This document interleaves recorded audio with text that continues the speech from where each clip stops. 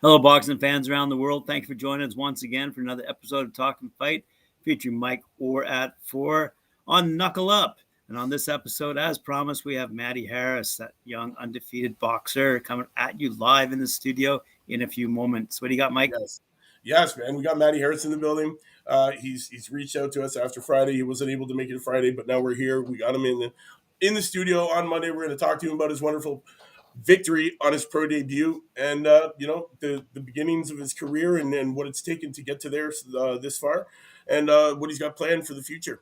And I can't wait to talk to him about it. So, Graham, we're going to get you out of the studio here, and we're going to get him in, and we're going to ask him some questions, man. Awesome. So, Have fun. Yeah, man. Off to the green room. Matty, thanks for joining us, man. No, it's always nice to join you, mate.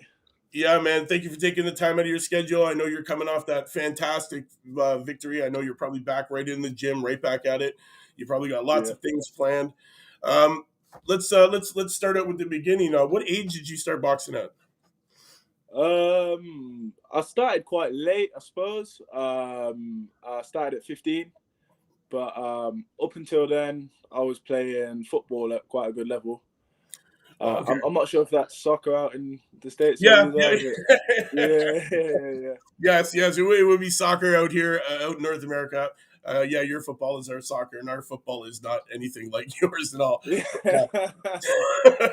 So you guys, you were playing football, and then you just decided to start boxing. What was the reason for the reason to start boxing?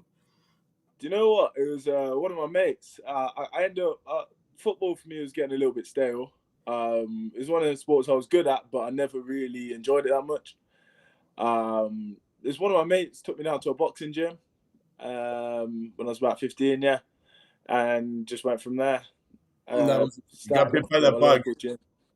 So you went to the local gym, got bit by the bug. How long were you training before you started? Like before you decided to get into the ring and start fighting people?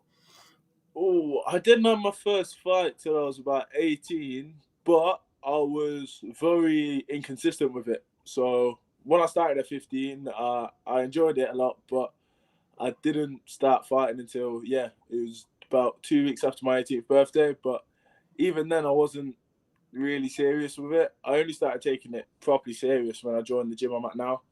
Right. Who are you with now?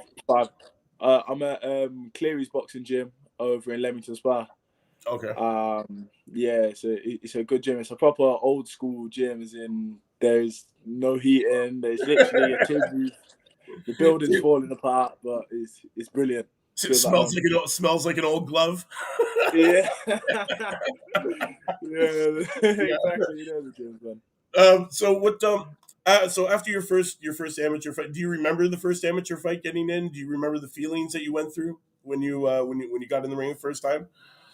Yeah, it was a bit of a weird one. My first amateur fight was. I actually lost my first amateur fight. Okay. I was at a club that, no disrespect to the coach, but he was a bit all over the place. Like one of my friends, after I think 1 or 2 fights, he put him straight into the elite championships. Like it was a bit of a weird one. And so after my warm up, we didn't really warm up. I didn't really know. He's been in boxing a long time. He was a good boxer in his day and whatnot, but didn't give me any advice beforehand. I just gone out there and got beat on the day. It wasn't a good. It wasn't a good experience. It's done. I'll say it was done a few years back, but after that, I went on to win a few and not to geese out, and that was when I was at the club I'm at now. Right. And then COVID hit. That must have affected your training pretty big, eh? Yeah, it did. Do you know what? It did at the start, but then it got to everywhere in lockdown in March. Yeah, I got through till about April, May, but even then I was training in the park. I was with one of my friends. I was doing quite a bit of training then. But then he gave me the keys to the gym, said kind of come up whenever you want. So let's just make sure no one's there, kind of thing. Right. Let's take bits of kit home and all that kind of stuff. And we kept going, stayed in contact and whatnot. Then it was when lockdown restrictions eased around June, July time, I think it was. Yeah, I think it was. Yeah. When we got back in the gym, then I hadn't even done much sparring at all, and then I got my. I think there was around August time. We had me and a few mates did this event. Everyone chipped in a bit of money in the park. Oh, nice. Yeah. Winner takes all. Oh, nice. Yeah. So you created your own little round robin tournament kind of thing. Exactly. Okay. Well, there was no boxing. I had to get it somewhere. Yeah, exactly. So you boxed late in your career. Well, 15 you started. First fight about 18 you said it was, and then what was the reason for going pro? What were some of your influences to turn pro and become a professional fighter? Do you know what? It was not long after that fight in the park thing that I'm going to say I won, by the way. I had a phone call to some sparring with Nathan Gorman. He's a professional over here. You probably might know who he is. Yeah. And that was obviously my first pro sparring. And I remember my coach told me at the time, obviously because he was a pro and whatnot, he said he's going to come out quite slow. Take your time with it, that kind of thing. So, because as it felt like a fight. It was there was loads of people in the gym, first half of sparring, and he's gone out there my first day. I think we did 6 rounds, and I'm not gonna lie, I've gone out there and he lit me up. He come out. I was thinking, all right, he's gonna come out slow, so I didn't really warm up properly. I was expecting, kind of feel my way into it. Right. And he's come out popping his jab, hit me with hooks and all sorts. I remember I left that sparring session with 2 black eyes, bruised on nose. I loved it. Wow! Yeah. So you ran you through the ringer, eh? A little bit. Awesome. Yeah. So then we get to last Thursday. Last Thursday was your pro debut. Excellent pro debut, man. The way you were popping and doubling up that jab, man, just searching for that big right hand. I'm guessing your right hand is your moneymaker, eh? That's the one you love to drill people with, because you definitely you set it up real nice. You do set it up real nice. Describe the feeling. Describe the feeling from the first fight. Like what was going through the mind, and how did you feel in the ring? Do you know what I done? But after that spar, I did so much sparring with pros, and it got to a point where, all right, I'm able to not hold my own, but I'm better in some decent ones here. Right. So, by the time it come around to sparring in the pro, I also sparred not long out from my fight, actually. Fraser Clark, he won Olympic bronze, the Olympics just gone. Yeah. He helped me get ready as well. But yeah, it was... so I kind of knew I've got it about me here, so I was pretty relaxed. So the whole lead up, relaxed, easy. Yeah. So you're totally relaxed going into it, because you had the the people behind you, the right people behind you, and sparring with you and training with you, getting crap. Because you looked really comfortable in there. You didn't look nervous at all, man. You definitely controlled the whole pace of the fight. There was that one time where he did kind of like press you a little, but you weathered that storm like a veteran, which can only be held to your trainers and your training, man. Like, you looked really, really good. I've told all our fans out there that have watched, who I've talked about to you, and man, I've pushed that fight, telling them to watch it, man, because it does show that you have a lot of experience, man. You got good ring IQ, and you're only going to get better from here, really, right? And awesome. It's awesome. You had a great debut. What are like the short term goals? What do you guys see yourself doing in the next 6 months to a year? What's the plan? 6 months, getting out boxing internationally. As I said, it's a pro, so you can't really get as many fights in as you can. It's not like the amateurs where you can fight every week. It's but as I said, get another 2 or 3 fights in the next 6 months, maybe 4. It's up to my promoters, to be honest, and my manager. Right. But get out sparring as well. I want to build up my experience, get in there with the best guys I can, learn off them, all that good stuff. Yeah, yo, 6'8", man. That's you're big. You're a big boy, man. You're tall, Yeah. man. Um, how do you find it fighting shorter guys? Is it hard sometimes to fight the shorter guys because you're so tall? Yes and no. Do you know what? Because it was quite difficult because the guy that I fought the other day was a little bit shorter. Right.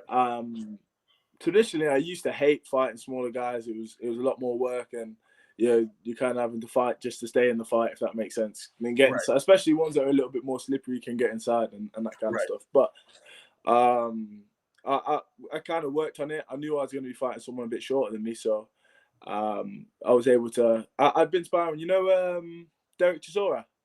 Yes. Is that? Yeah. Obviously, he's one of the best shorter guys there is around. Yeah. He's experienced and whatnot. So I took a lot away from the rounds with him. But it was able to control the fight using my lead hand, keep him up there, and keep my feet working. So I know if my feet stay busy and if I keep staying alert and sharp, I should be able to make it an easy night's work. Oh, hello.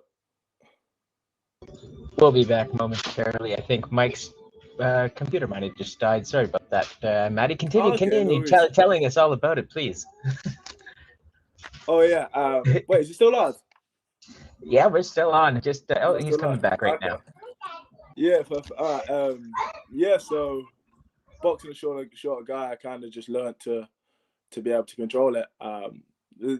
Watching a lot of, Larry Holmes and other quite intelligent boxers who controlled a lot with their lead hand just by pouring and controlling their opponent. Yeah, exactly. Oh, I was wondering, is he back yet, or is that you? I'm coming back right now. The technical difficulties. Yeah. I don't think his charger was fully plugged in there. No, I kicked it out, man.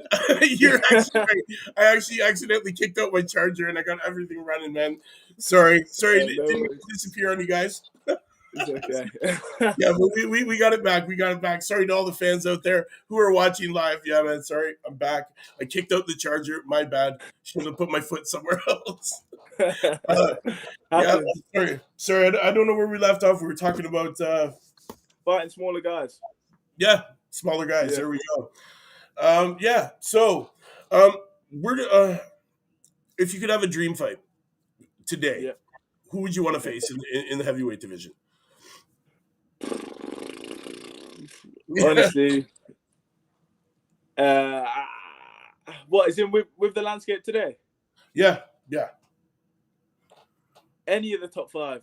Any of the top five? I was gonna say, if me with a bit more experience and whatnot, I said I fancy myself against anyone, to be honest. Oh. Do you want to be loved or do you want to be feared in your career? It doesn't make a difference as long honestly. Either way, you're still gonna come in and bang him out. I love it. As long as do you know what? As long as I'm respected, that's how I want to have a respectable career.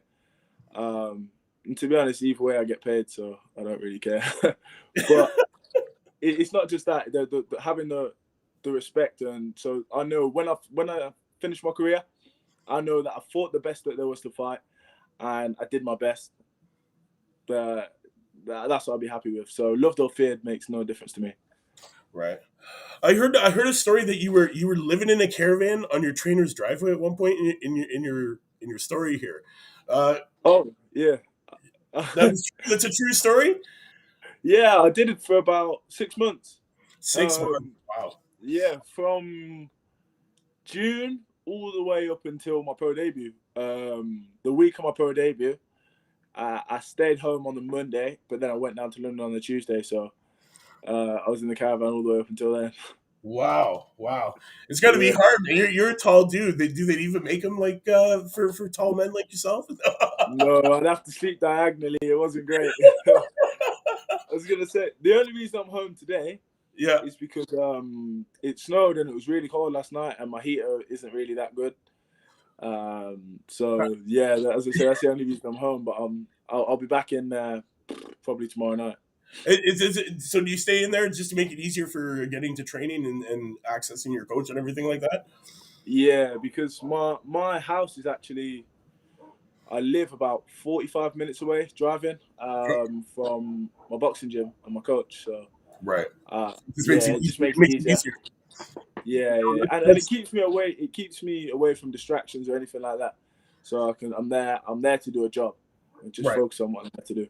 Right. So it's like living at work pretty much. You're like living Exactly. at work, right? You can't mess around. You can't like you can't disappear from your training or everything. Your coach is right there. He's on your ass and he's watching you because you're living on the driveway, right? Like so. Exactly. Yeah. Hey, that's a good way to discipline yourself, man, to stay real focused.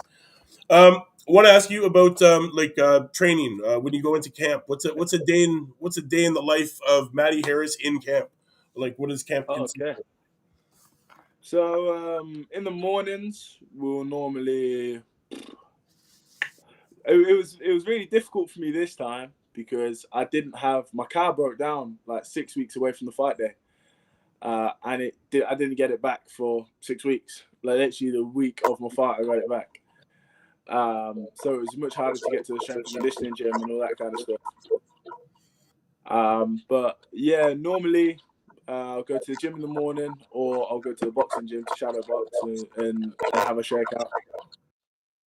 Then I'll go to I'll go for a walk with my coach for about 40 minutes an hour, just to put some miles on my legs, whether it's a walk or a jog or whatever. And then in the evening, it's just in the boxing gym, so pad sparring or whatever it is. Wow. Okay. What's the worst part about training? What do you hate the worst? What's the thing you dread the most? Running.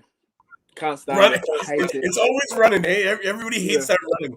It's because I guess because running takes a lot of time, right? Like out of your day, like because you're not just running like a mile or two. You're running a few miles, right? Like you're running. You know what? Anything that's not fighting, I hate. I don't like. Okay. As I say, fighting is the only bit I like. Yeah. So you'll endure and push yourself through the stuff that you hate, just so when you get in that ring, you get to do exactly what you love, and that's punch people and fight people. Exactly. Exactly that. I love it. No, that's great, man. That's great. What are some of the biggest challenges that you faced today in your career?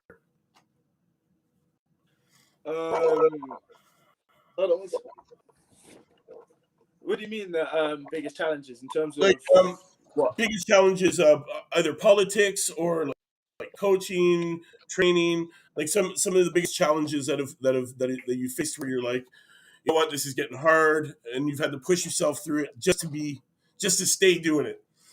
Do you know what? I've had some days before when I was sparring. I was in camp with Huey Fury. I think some days where the first day I got there, it was hard, and then after that, in fact, no, yeah, after that, I pushed myself through and excelled as a fighter because of it. But I remember one time I had to spar up in the morning at 8:30 for sparring, but I didn't sleep that night. I was up until 4 o'clock in the morning throwing up over the toilet because I had food poisoning. Ooh. And it was a funny story. I had to call up my mom, like just to tell her, look, I'm a bit ill at the minute, blah blah blah. And she told me, you better not miss the sparring in the morning. You better make sure you're up. Your mom's really supportive for your career then. Your mom really watching you. I did see her post after the post fight interview that she was very. She was worried for when you were in there, but she looked happy that you were in there doing your business. So she's really behind you, eh? Yeah, my mom supports me all the way. Same with my dad. My dad's a massive support as well. Right. I was gonna say I get a lot of my dream chasing aspects from my mom. Right. because that's what she's about. That's what she's encouraged me to do. She encouraged me. She knew this is what I wanted to do. She believed in me and kind of pushed me down that route. But I'd say I get a consistency to stick it through from my dad, because my dad's a really hard worker and he knows how to graft away. Right. So you got the best qualities of both, and now Exactly. you got this wonderful boxing career. You just turned professional, man. It's amazing. What do you have like eating habits like do you have to diet properly and all this kind of stuff? Like do you eat junk food and all that kind of crap, or are you like on a strict diet? Do you know what? For this fight, my diet, I'm not gonna lie to you, my diet wasn't the best. My the guy that normally prepares my food, Right. he'd been doing it for the 6 months up until the fight. He then got COVID. And then his wife got COVID as well. So from around the time my car broke down, Yeah. I was having to partially cook my own food, but I was that busy in the days and resting that sometimes I didn't. So I'd just buy rubbish food, and so my diet wasn't the best. So I didn't come in the best shape. But my next fight, I promise you, I'll be coming in a lot more trim.